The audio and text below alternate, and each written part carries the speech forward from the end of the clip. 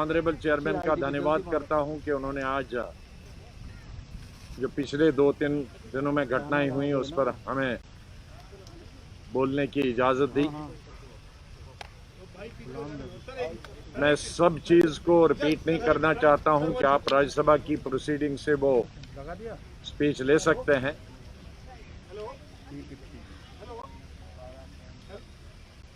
दो चीज़ों पर मैं बल देना चाहूँगा।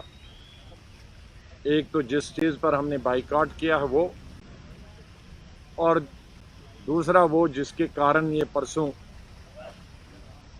राज्यसभा के अंदर हंगामा हुआ। जहाँ तक राज्यसभा के अंदर हंगामे का प्रश्न पैदा होता, उसके कारण था कि समय बढ़ाने पर जो कंसेंसस था न बढ़ाने का, उसमें 18 पार्टीज एक तरफ से थी और समय बढ़ाने के लिए सिर्फ एक पार्टी थी। तो हमेशा जब कंसेंसस लिया जाता है तो जो मेजॉरिटी पार्टीज है उसका डिसीजन माना जाता है, जो कि नहीं माना गया, और उसके चलते जो बिल है वो शोर शराबे में पास किया गया। राज्यसभा की हमेशा परंपरा रही है कि कोई भी कानून, कोई भी बिल शोर शराबे में पास नहीं किया जाता है, पारित नहीं किया जाता। लेकिन दुर्भाग्य से ये किसानों से संबंधित बिल, जिसमें करोड़ों किसानों के इंटरेस्ट है, वो क्लास बाय क्लास वोटिंग के बगैर पास हुआ। वो किसी अमेंडमेंट पर जो अपोजिशन ने दी थी बिल को सुधार करने के लिए, या किसानों के हित में जो उन्होंने सलाह मशवरे और सजेशंस दिए थे, उन पे वोटिंग नहीं हुई। मैंने कोर्ट मेरे प्रीवियस कुलीग स्वर्गीय अरुण जेटली को किया कि उन्होंने कहा कि अगर डिवीजन के बगैर कोई बिल पास होता है तो वो गैर कानूनी होता है। वो एक अच्छे वकील भी थे, एलओपी भी थे। मैं उनको कोर्ट किया। मैंने गवर्नमेंट ऑफ इंडिया को भी कोर्ट किया कि वो सुप्रीम कोर्ट में गए हैं वहाँ की विधानसभा के खिलाफ उत्तराखंड की, कि जहाँ डिवीजन अलाउ नहीं किया था, तो government of India supreme court. तो हमने कल राष्ट्रपति जी को भी लिखा है कि जो बिल पास हुआ है उसमें तमाम प्रोसीजर्स जो होते हैं पार्लियामेंट्री, वो पूरे नहीं किए गए हैं, इसलिए वो इस बिल को स्वीकृति न दें। ये हमने लेटर लिखी। तो ये हो गया परसों के हंगामे से संबंध। लेकिन आज जो हमने बाइकआउट किया, हमने इसमें 3 कंडीशन रखी। एक तो एमएसपी सरकार ने कल अनाउंस की। उसका मतलब है कि मंत्री और सरकार के बीच में कोई कोऑर्डिनेशन नहीं। ये जब किसानों का बिल परसों ला रहे थे तो एमएसपी तो उसमें अनाउंस करनी चाहिए थी। अब इतना हंगामा विपक्ष ने किया और उसके 2 दिन के बाद एमएसपी हो गया। चलो, एमएसपी कर दिया, उसका स्वागत है, हम उसके खिलाफ नहीं है। लेकिन एमएसपी को लेकर हमने 3 कंडीशन रखी, और जब तक ये 3 कंडीशनें पूरी नहीं होती हैं तब तक हमारा बाइकआउट रहेगा विपक्ष।